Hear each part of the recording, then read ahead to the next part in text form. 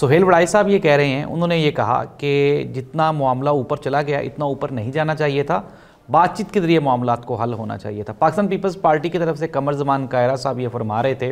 उन्होंने कहा कि इमरान खान ने अनडाउटेडली जो ट्वीट में जो अल्फाज इस्तेमाल किए वो ठीक नहीं थे, लेकिन अगर प्रेस कॉन्फ्रेंस ना की जाती और तहम्मुल से इसका जवाब दिया जाता तो चीज़ें बेहतर हो सकती थी।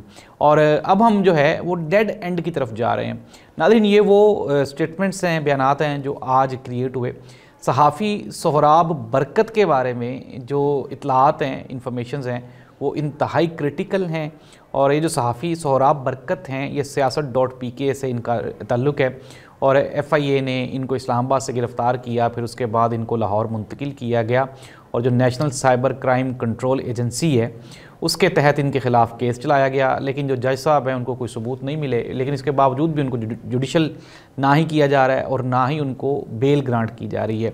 और जो जुडिशल प्रोसेस है उसमें रुकावट डाली है। जज ने इवन के ये भी कह दिया, उन्होंने कहा जी कि मैं तो कुछ नहीं कर सकता, आप अगर सुप्रीम कोर्ट में भी जाएंगे तो प्रोसेस यही चलना है।